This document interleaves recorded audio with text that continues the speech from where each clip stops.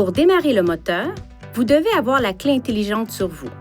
Enfoncez la pédale de frein, puis appuyez sur le contacteur d'allumage. Pour éteindre le moteur, placez le sélecteur de vitesse à la position de stationnement, puis appuyez sur le contacteur d'allumage. Appuyez une fois sur le contacteur d'allumage pour le mettre en position ON. Si vous appuyez une deuxième fois sur le contacteur d'allumage, il passera à la position OFF. La position ON dispose d'une fonction d'économie de batterie qui éteint le contacteur d'allumage après un certain temps.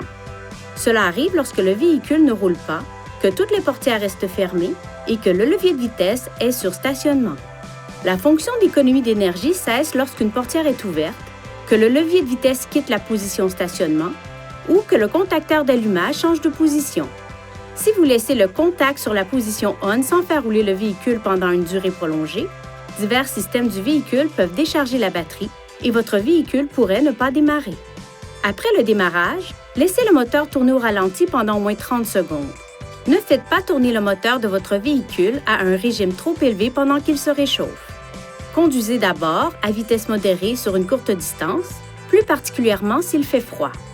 Par temps froid, laissez le moteur tourner pendant au moins 2 à 3 minutes avant de l'arrêter. Le démarrage et l'arrêt du moteur pendant une courte période peuvent rendre le véhicule plus difficile à démarrer. Si la portière du conducteur est ouverte pendant que le contacteur d'allumage est à la position ON, un signal sonore retentira. Un signal sonore retentira aussi si le contact est à la position OFF et que la clé intelligente est restée dans le véhicule.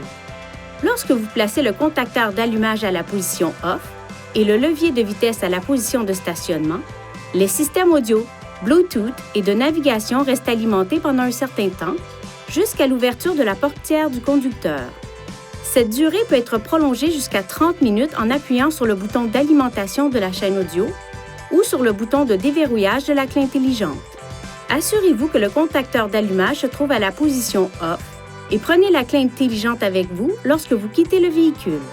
Si la pile de la clé intelligente est déchargée et que vous devez démarrer le moteur, assurez-vous d'abord que le levier de vitesse est sur la position stationnement.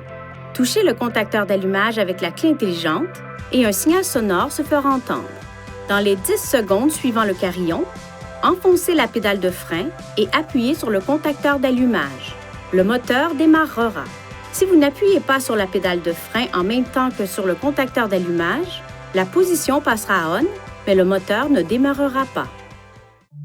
Veuillez consulter le manuel du conducteur pour obtenir des renseignements importants concernant la sécurité et les limites du système et pour en savoir davantage au sujet de son utilisation et de ses caractéristiques.